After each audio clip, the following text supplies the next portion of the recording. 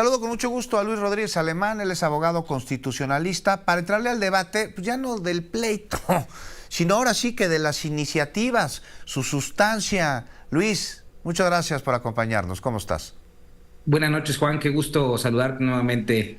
No, Un pues, saludo a todo tu auditorio también. el gusto es nuestro. ¿Qué te parece? Ahora sí hablamos más allá de la politiquería, de lo que traen estas iniciativas. Como abogado constitucionalista, me interesa mucho tu opinión con respecto a la reforma al Poder Judicial, la iniciativa de reforma al Poder Judicial, porque, bueno, propone, entre otras cosas, que jueces, magistrados y ministros sean elegidos a través del voto popular, lo que cumpliría un artículo de la Constitución, no solo de la de 1917, sino de una anterior que dice que todo poder dimana del pueblo. Entonces han dicho, oye, pero entonces cualquier persona que no cumpla con los requisitos podría ser ministro, juez o magistrado si votan por ellos, pero no, porque se establece que tendrán los perfiles que cumplir con los mínimos requisitos para ello. Entonces no sé, ¿tú qué opinas? Decir que el pueblo no está preparado para elegir a sus ministros, a sus jueces y a sus magistrados, pues yo creo que es menospreciar al pueblo. ¿Tú qué opinas?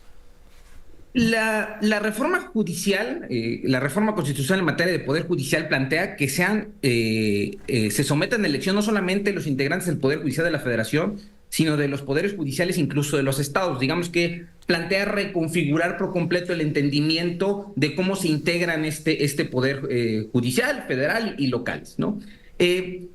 Desde mi punto de vista personal, yo considero que no es idóneo que los jueces, ministros y magistrados sean electos por el voto popular, porque el Poder Judicial opera con una lógica distinta a la que opera el Poder Ejecutivo. Por ejemplo, el Poder Ejecutivo opera bajo un principio que se le denomina principio comisarial, donde el mandato del pueblo lo recibe el presidente, por eso se le denomina primer mandatario, y él, a su vez, en su carácter de mandante, gira las instrucciones a sus secretarios, quienes son sus mandatarios o comisarios, ¿no? El Poder Ejecutivo está diseñado para funcionar así, mediante una estructura vertical, donde es la voluntad del pueblo, representada en las urnas y manifestada a través del Ejecutivo, que se va de alguna u otra manera escalonando en instrucciones que se giran desde una estructura jerárquica superior hacia las inferiores. El Poder Judicial no opera bajo este principio, opera bajo el principio de independencia, que implica que jueces, ministros y magistrados únicamente se encuentran sujetos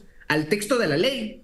Y esto tiene un componente fundamental. ¿Por qué? Porque los poderes judiciales y mucho más los tribunales constitucionales deben tener un carácter contramayoritario. ¿Qué significa esto? Que si el día de mañana el pueblo de México decidiera impulsar a través de una mayoría legislativa, por ejemplo, una ley que permitiera la esclavitud, esa ley, por más que fuera respaldada por una enorme mayoría de ciudadanos, tendría que ser controlada por un poder judicial independiente que estuviera sujeto única y exclusivamente al texto de la Constitución y tendría que invalidarla, tendría que ser inconstitucional, ¿no? Entonces, al elegirse por el voto popular, los jueces dejarían de tener como parámetro de su actuación la ley y pasarían a tener como parámetro de actuación la voluntad del pueblo. Por eso es que se dice que no pueden tener el mismo esquema de legitimación que tienen los legisladores y el titular del Ejecutivo, porque operan de manera distinta, cumplen roles distintos al interior del Estado, ¿no?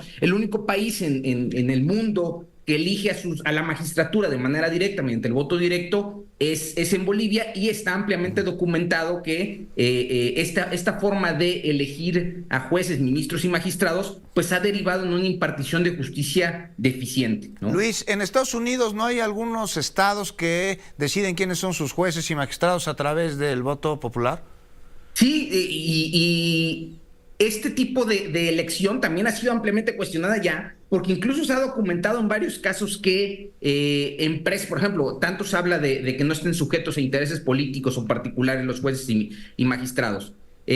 Allá se ha documentado que hay jueces a nivel local que han sido respaldadas sus campañas por empresas que tienen intereses particulares en que lleguen ese tipo de jueces. Y también se ha documentado que cuando un juez es electo por el voto popular, tiende a tener un criterio por ejemplo, los jueces penales de mayor, se les considera punitivistas, ¿no?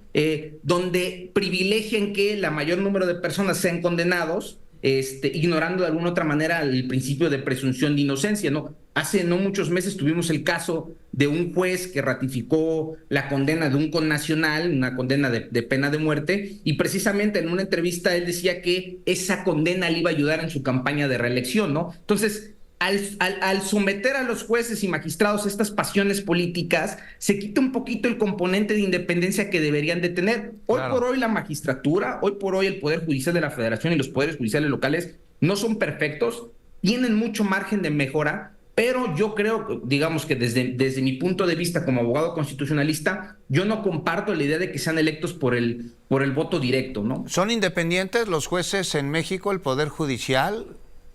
Yo considero que sí son independientes. En mi caso particular, que me dedico a litigio, me ha tocado encontrarme de todo, pero en la gran mayoría de las ocasiones, los jueces federales y magistrados federales sí cumplen con un rol de juzgador en estricto sentido e independiente de cualquier interés particular, privado o público que pudiera haber. Me ha tocado jueces que condenan empresas grandísimas, o jueces que revocan actos de gobernadores o de alcaldes. Entonces, creo que ese componente de separarlos de la política y de las elecciones les brinda esa independencia que se exige para su función, ¿no? No, de que los hay, como los mencionas, los hay, pero de que los hay que también que benefician a gobernantes o empresas, ¿tú dirías que no?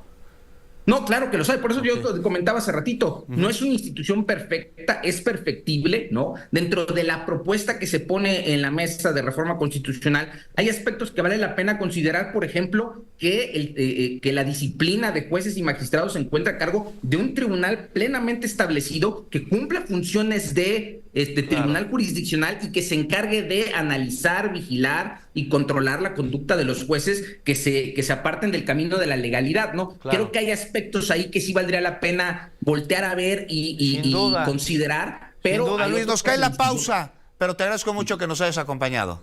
Muchas gracias por el espacio, Juan.